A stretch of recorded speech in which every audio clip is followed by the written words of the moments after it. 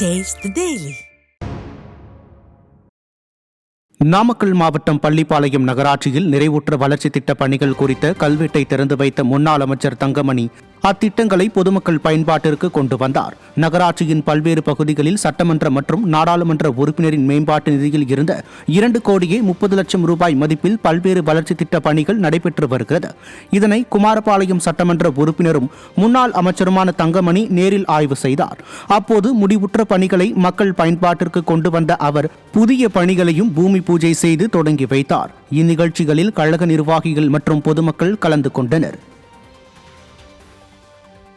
திமுக அரசை கண்டித்து விழுப்புரம் மாவட்டம் காணை கிழக்கு ஒன்றிய அதிமுக சார்பில் மேல்காரணையில் தெருமுனை பிரச்சாரம் நடைபெற்றது. ஒன்றியம் செயலாளர் ராஜா தலைமையில் நடைபெற்ற இந்நிகழ்வில் அதிமுக முன்னாள் அமைச்சரும் மாநிலங்களவை உறுப்பினருமான CV சண்முகம், அதிமுக தலைமை கழக பேச்சாளர் காவேரி ஆகியோர் கலந்து கொண்டு சிறப்புரையாற்றினர். இதில் பேசிய மாநிலங்களவை உறுப்பினர் CV சண்முகம், 4.5 ஆண்டுகள் முடிந்த பிறகுதான் ஸ்டாலின் மக்களிடம் மனுக்களை வாங்குவார் எனவும் அந்த மனுக்கள் எல்லாம் ஆற்றில் மிதப்பதாகவும் குற்றம் சாட்டினார். இந்நிகழ்ச்சியில் மாவட்ட தகவல் தொழில்நுட்ப பிரிவு தலைவர் கீர்த்திகா முருகன் உள்ளிட்ட கழக நிர்வாகிகள் பலர் கலந்து கொண்டனர்.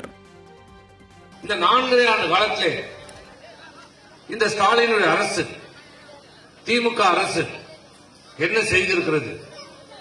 இலவச பஸ் கொடுத்தோம்.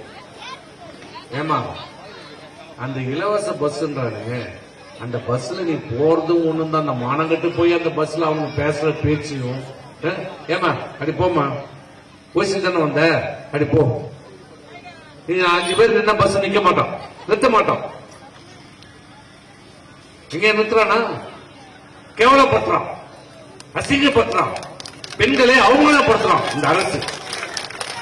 பாத்தீங்களா நீங்களே, ஏன்னா அவ்வளவு அனுபவிச்சுக்கிட்டு இருக்கீங்க. உங்களிடம் ஸ்டாலின் சொல்லிட்டு எல்லாருக்கும் நான் தரேன், மனு கொடுங்க, மனு கொடுங்க. இப்பதான் மனு வாங்குற இவரு. இந்த மனுவை வாங்கி அதை பரிசீலனை பண்ணி அதுக்கப்புறம் நிதியை ஒதுக்கி வாரத்துக்குள்ள பொங்கல் முடிக்கணும்.